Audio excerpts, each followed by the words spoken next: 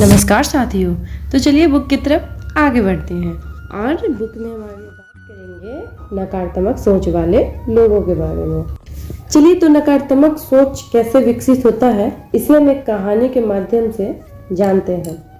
एक चील का अंडा की तरह एक जंगली मुर्गी के घोंसले में चला गया और बाकी अंडों के साथ मिल गया। समय आने पर अंडा फूटा। चील का बच्चा अंडे से निकलने के बाद यह सोचता हुआ बड़ा हुआ कि वह मुर्गी है। वह उन्हीं कामों को करता जिन्हें मुर्गी करती थी। वह जमीन खोदकर अनाज के दाने चुगता और मुर्गी की तरह कुरकुराता। वह कुछ फीट से अधिक उड़ान नहीं भरता था क्योंकि मुर्गी ऐसा ही करती थी।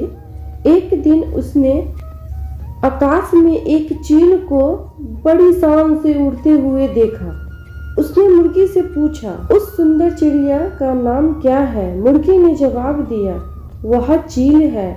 वह एक शानदार चिड़िया है, लेकिन तुम उसकी तरह उड़ान नहीं भर सकते क्योंकि तुम तो मुर्गी हो।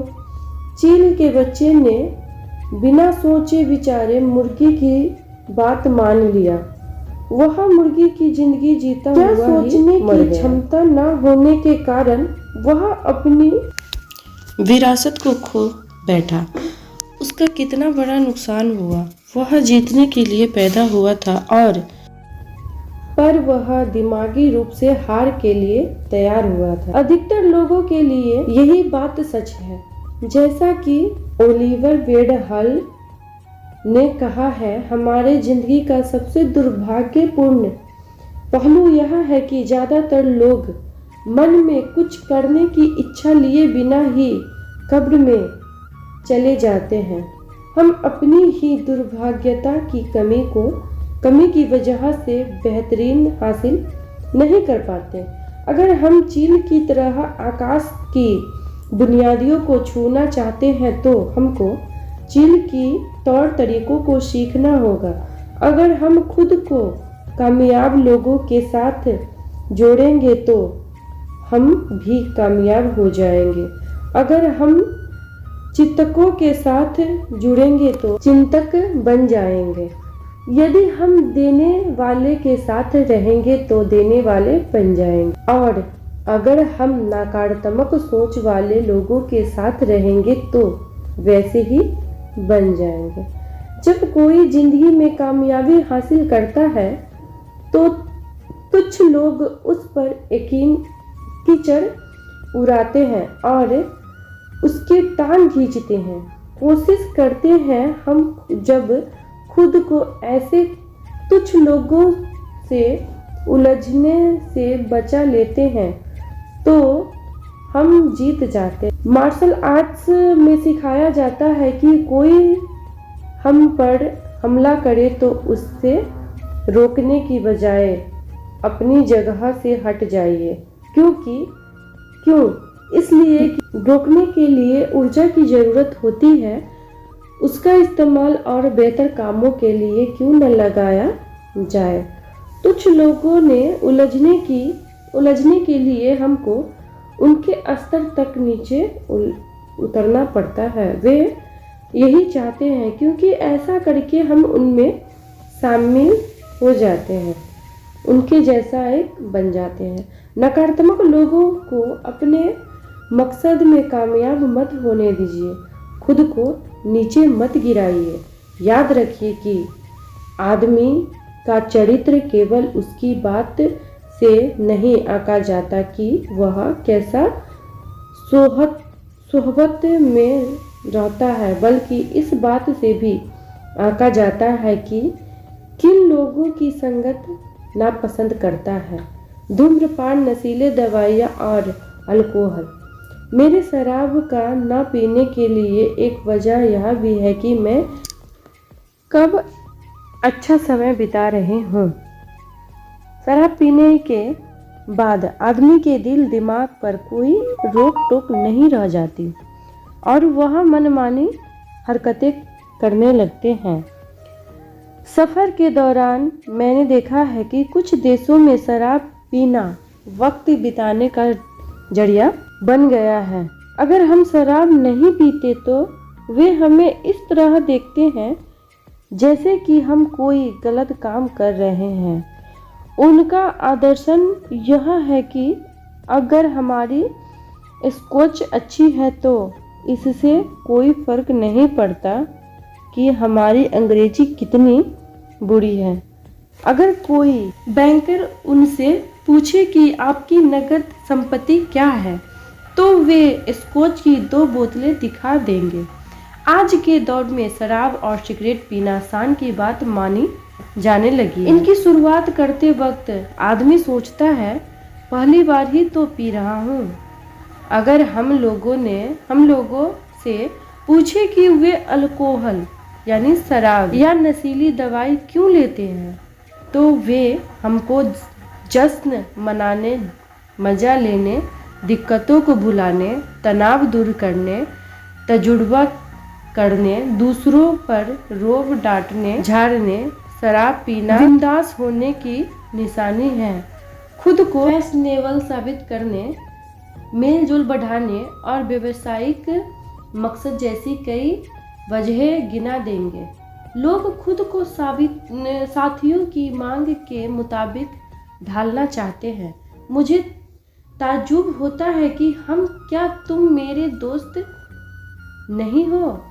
बस एक जाम सफ़र के लिए, केवल एक जाम मेरी सेहत के लिए। जैसे जुल्मे की वजह से साथियों की दबाव में कैसे आ रहे हैं, सामाजिक दबाव की वजह से शराब पीने वाले के अंजाम को इस किताब में बहुत अच्छी तरह दर्शाया गया है। मैंने तुम्हारी सेहत के लिए शराब खानों में पी है, मैंने तुम्हारी सेहत के लिए अपने घर में पी है, मैंने तुम्हारी सेहत के लिए इतनी बार पी है कि पीते पीते मैंने अपनी सेहत ही खराब कर ली है। शराब पीकर गाड़ी चलाने से जिंदगियां चली जाती। जेरी जॉनसन ने अपनी किताब इट्स क्लीन ओवर किड्स पृष्ठ 15 में अमेरिका हॉस्पिटल एसोसिएशन के रिपोर्ट के हवाला देते हुए लिखा है कि वहाँ अस्पतालों में दाखिल होने वाले आधे से अधिक मामले अल्कोहल से जुड़े होते हैं। नेशनल सेफ्टी काउंसिल के 1989 के दुर्घटना तथा संस्करण के मुताबिक अमेरिका में अल्कोहल पीने की वजह से हर 60 सेकंड में एक दुर्घटना हो जाती है। अश्लील साहित्य महिलाओं और बच्चों की इंसान के स्तर से गिराने का जरिया है। अश्लील साहित्य की वजह से महिलाओं को इंसानी नजरिए से नहीं देखा जाता, महिलाओं का यौन शोषण होता है, शादियाँ टूटती है, यौन हिंसा बढ़ती है, नैतिक मूल्यों को मखौल उड़ाता है, व्यक्ति, परिवार और समाज नष्ट होते हैं। अमेरिका में 46 सेकेंड में किसी न किसी महिलाओं के साथ बलात्कार होता है। National victim centre, crime victim research and treatment centre सन 1992 में बलात्कार करने वाले में से 86% लोगों ने स्वीकार किया है कि वे अश्लील साहित्य नियमित रूप से पढ़ते रहे हैं। उनमें से 97% लोगों ने यह भी माना है कि यौन अपराध करते समय उन्होंने अश्लील साहित्य किए गए दृश्यों की नकल की थी।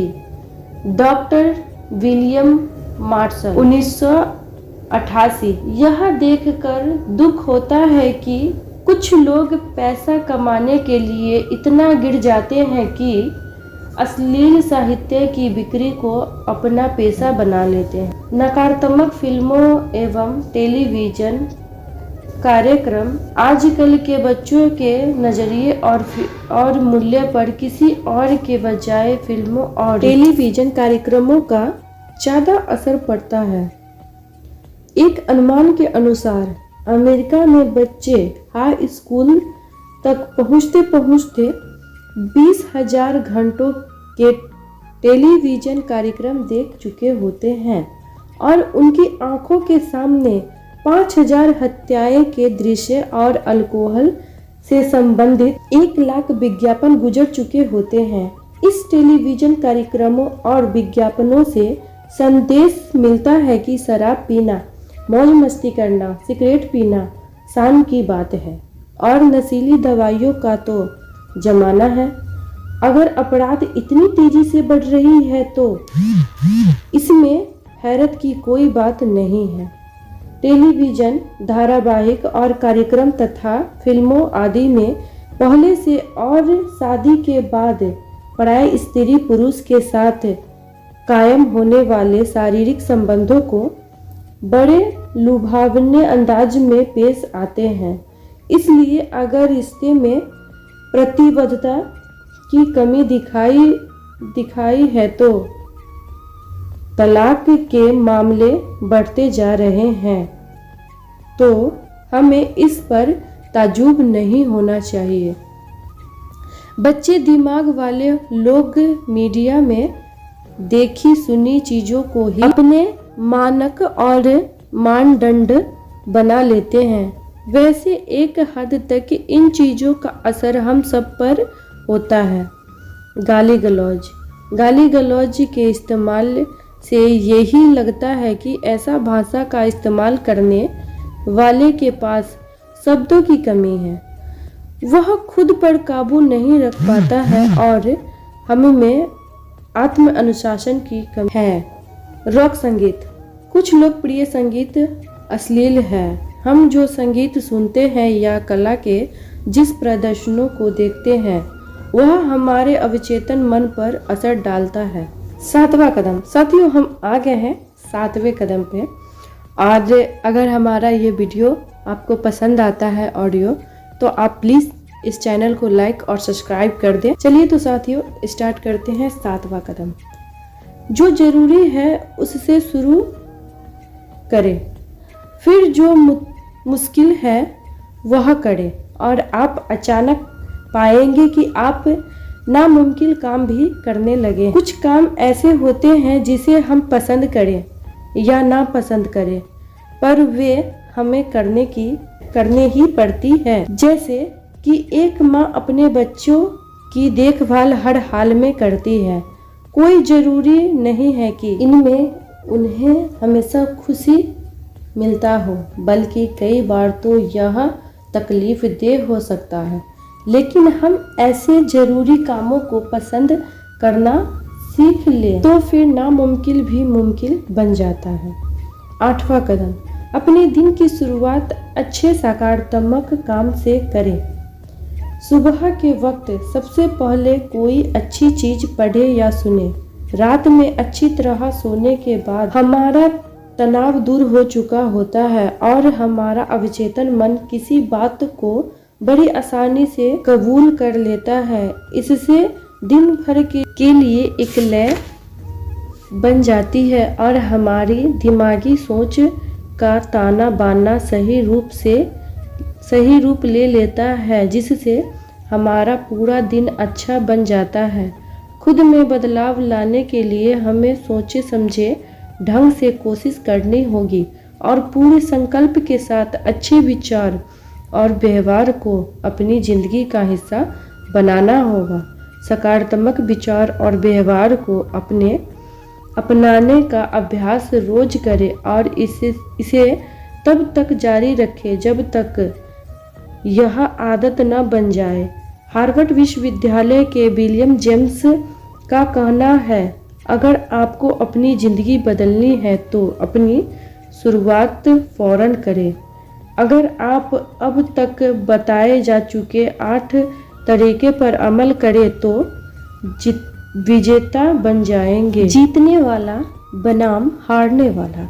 जीतने वाला हमेशा समाधान का हिस्सा होता है, हारने वाला हमेशा समस्या का हिस्सा होता है। जीतने वाले के पास हमेशा कोई न कोई कार्यक्रम होती है, हारने वाले के पास हमेशा कोई न कोई बहाना। जीतने वाला कहता है मैं आपके लिए यह काम कर देता हूँ। हारने वाला कहता है यह मेरा काम नहीं है।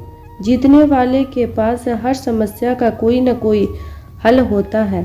हारने वालों के पास समस्या है हर समाधान के लिए। जीतने वाला कहता है मुश्किल होने के बावजूद यह काम किया जा सकता है। हारने वाला कहता है इस काम को किया जा सकता है पर यह बहुत मुश्किल है। कोई गलती करने पर जीतने वाला कहता है मैं गलत था। हारने वाला से कोई गलती होती है तो वह कहता है इसमें मेरी कोई गलती नहीं है। जीतने वाला वचनबद्धता होता है, हारने वाला खोखले वादे करता है। जीतने वाले की आंखों में कामयाबी सपने होते हैं, हारने वाले के पास खोखली योजनाएं होती है। जीतने वाला कहता है मुझे कुछ करना है, हारने वाला कहता है कुछ होना चाहिए। जीतने वाला टीम का हिस्सा होता है, हारने वाला टीम के हिस्से करता है।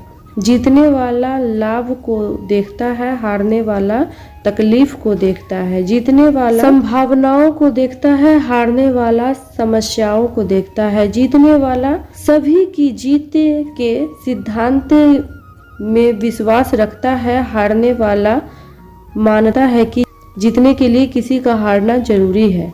जीतने वाला आने वाली कल को देखता है, हारने वाला बीते कल को देखता है।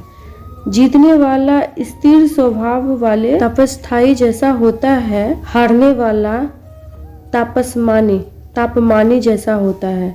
जीतने वाला सोच कर बोलता है, हारने वाला बोल कर सोचता है। जीतने वाला विनम्र शब्दों में करे तर्क पेश करता है, हारने वाला करे शब्दों में कमजोर तर्क पेश करता है। जीतने वाला बुनियादी मूल्यों पर मजबूती से टिका रहता है, हारने वाला छोटी छोटी बातों पर अड़ जाता है लेकिन मूल्यों पर समझौता कर लेता है। जीतने वाला दूसरों की भावनाओं को महसूस करने में विश्वास करता है। वह मानता है कि दूसरों के लिए वैसा व्यवहार नहीं करना चाहिए जैसा व्यवहार की उम्मीद हम दूसरों से अपने लिए नहीं करते।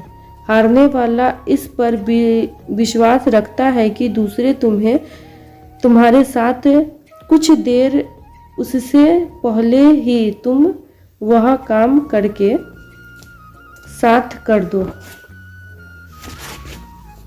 जीतने वाला काम को अंजाम देता है, हारने वाला काम के होने का इंतजार करते हैं। जीतने वाला जीतने की योजना बनाते हैं और तैयारी करते हैं। तैयारी ही मूल मंत्र है। जरूरी कदम। असफल होने पर आप निराश हो सकते हैं, लेकिन अगर आपने कोशिश ही नहीं की तो आपका नाश हो जाएगा। मैं इस अध्ययन को उन 8 कदमों को दोहराने के बाद समाप्त करता हूँ जिसके बारे में चर्चा की जा चुकी है। अच्छी चीजों की तलाश करें, हर काम को फौरन करने की आदत डालें, आसानमंद होने का नजरिया बनाएं, लगातार ज्ञान हासिल करने का कार्यक्रम तैयार करें, अच्छे स्वाभिमान का निर्माण करें, नकारात्मक असर से दूर रहें, जो काम जरूरी है उन्हें पसंद करने की आदत डालें, अच्छे ढंग से दिन की शुरुआत करें। चलिए साथियों, अब हम मिलते हैं अगले बुक के ऑडियो में जिसमें हम स्टार्ट करेंगे कार्य योजना के बारे में।